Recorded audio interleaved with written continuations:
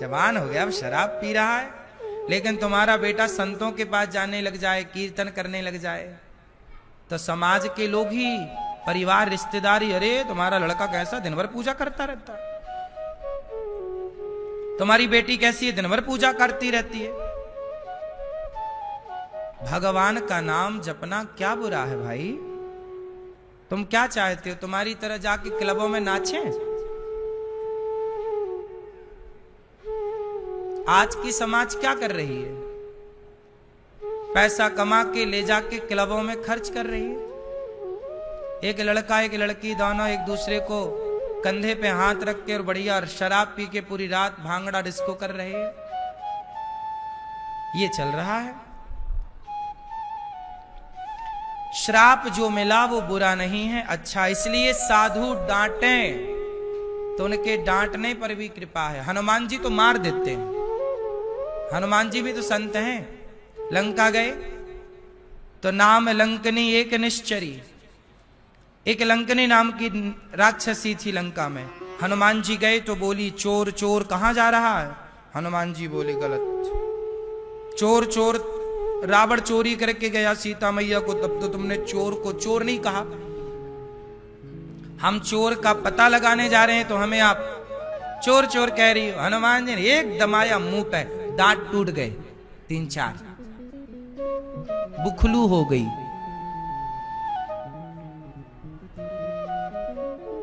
वेदांती बिना दांत की दिया एक मुठिका हनुमान जी ने। मुठिका एक महाकवि हनी, रुधिर वमत धरनी ठन मनी, एक मारा गिर पड़ी, दांत टूटे उसके। और जब दांत टूटे थोड़ा खून गिरा, उसकी अक्कल की दाढ़ निकल आई। हाथ जोड़ के बोली वाह गुरुजी आपकी जय हो। कुछ लोग बातों से मानते नहीं, लातों से। हनुमान जी ने दिया कस के मुठिका, बोली कि आपने बड़ी कृपा की, मैं जान गई आप कौन हो। हनुमान जी बोली बढ़िया काम कर गया, कई बार ठूसा काम कर जाता है क्या?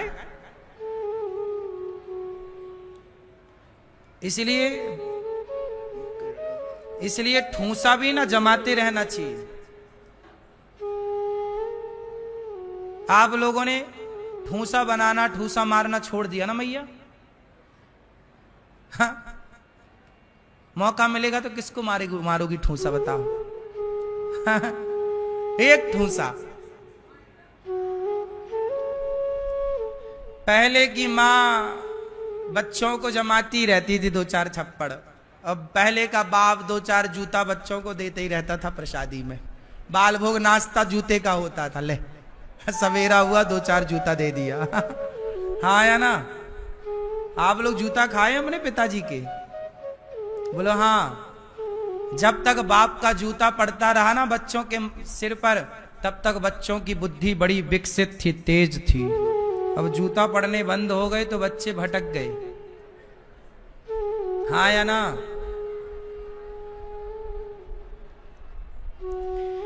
तो ये व्यवस्थाएं थी। हनुमान जी लंका गए। बताओ हनुमान जी जैसे संत, हनुमान जी संत हैं कि नहीं? पहले ये बताओ। बोलो हाँ। लेकिन हनुमान जी जैसे संतों को भी गदा उठाना पड़ा कि नहीं?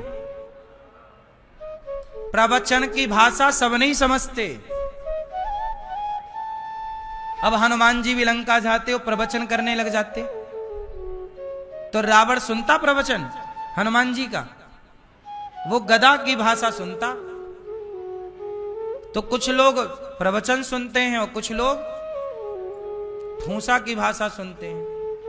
कुछ लोग बातों की भाषा समझते हैं तो कुछ लोग लातों की भाषा। जिन मोहि मारा ते मैं मारे। तो आपसे मेरी इतनी विनती है कि आपके एक हाथ में गीता हो और दूसरे हाथ में गांडीव हो। भैया गीता से समझेगा कि गांडीव से समझाऊं? क्योंकि अर्जुन के पास दोनों ऑप्शन है। महाभारत के पहले अर्जुन ने क्या सुनी? बोलो, क्या गीता के ज्ञान को सुनने के बाद भी महाभारत रुका? निष्कर्ष निकला गीता का ज्ञान तो हो साहब, लेकिन गांडीव का भी ज्ञान हो। आज समाज की स्थिति क्या है? ना गीता का ज्ञान है ना तो गांडीव का, तुम्हें बस पेट भरने का ज्ञान है, बस जो ज्ञान हमारे गली के कुत्तों को है। भाई गली का कुत्ता भी पेट भरना जानता है, बोलो हाँ कि ना? क्यों मैया? कुत्ता भी पेट भरना जानता है, बिल्ली भी पेट भरना जानती है, पशु पक्षी भी पेट भरना जानते हैं, लेकिन पेट ही भरना सब कुछ है क्या? तुम पेट ही तो भरते रहे, ना तुमने गीता का ज्ञान लिया ना गांडीव का। इसलिए हिंदू आज लाखों की संख्या में कन्वर्ट होकर के क्रिश्चियन बनने के लिए मजबूर हो गए। पूरे भारत में तेजी से धर्मांतरण हुआ। क्या हुआ? वो तो बढ़िया है, हमारी वर्तमान मोदी जी की सरकार बढ़िया है। देखो जरा, अभी प्रयागराज में वक्फ बोर्ड वालों ने कह दिया यहां भी हमारी भूमि है, ले लो। वक्फ बोर्ड प्रयागराज में क्या, भारत में नामो निशान खत्म कर दिया। वक्फ बोर्ड रिजेक्ट होने की स्थिति में पहुंचा दिया। बड़े उछल रहे थे कि ये प्रयागराज भी हमारा, यहां भी हमारे बाप दादों की थी। वाह, सब जगह तुम्हारे बाप दादे थे। बड़ा आतंक मचा रखा था, प्रयागराज जी में कह दिया कि हाँ हमारी भूमि है। फिर क्या हुआ? मोदी जी ने क्या किया? वक्फ बोर्ड को ही आज पेश हो गया वहां, और आज ही रद्द हो जाएगा। आजाद भारत में पहली बार इतना बड़ा निर्णय केंद्र सरकार ने लिया है, सबसे बड़ा निर्णय है ये। और ये निर्णय सनातनियों के और उन मुसलमानों के पक्ष में भी है जिन गरीब मुसलमानों को उनका अधिकार नहीं मिला। सारी जमीन वक्फ बोर्ड ने अपने अंडर पे कर ली और गरीब मुसलमानों को परेशान किया। तो गरीब मुसलमानों का भी अधिकार उन्हें मिलेगा। और जो चिल्लाते रहे कि कल को आके कह देते कि वृंदावन में वक्फ बोर्ड की जमीन है, कह दिया ना प्रयागराज में, कल को तुम्हारे घर पे कह देते कि ये घर हमारी वक्फ बोर्ड की जमीन में, तो मोदी जी ने कहा कि चलो भैया इसका हिसाब किताब ही खत्म करते हैं। ना रहेगा बांस और उधम मचा लो, ले लो प्रयागराज।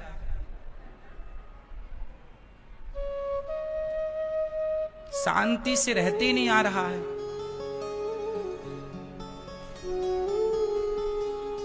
इसलिए इस देश के लिए ना मोदी जी जैसे ही नेता होने चाहिए, तब देश सुरक्षित है।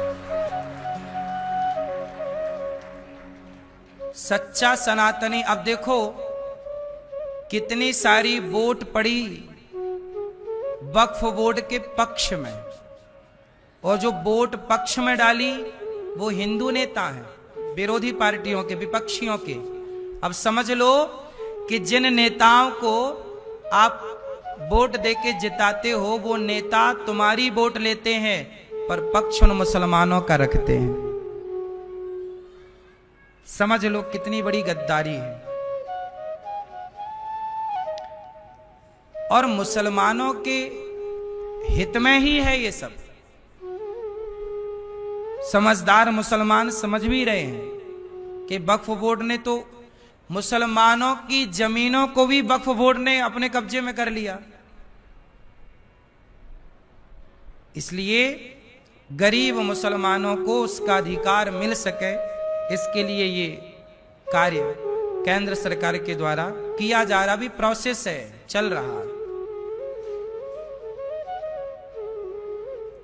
कुल मिलाकर के अभी हम जो जिस भारत में अभी रह रहे हैं, आप कह सकते हैं कि यह राम युग चल रहा है, आप ये समझ लो।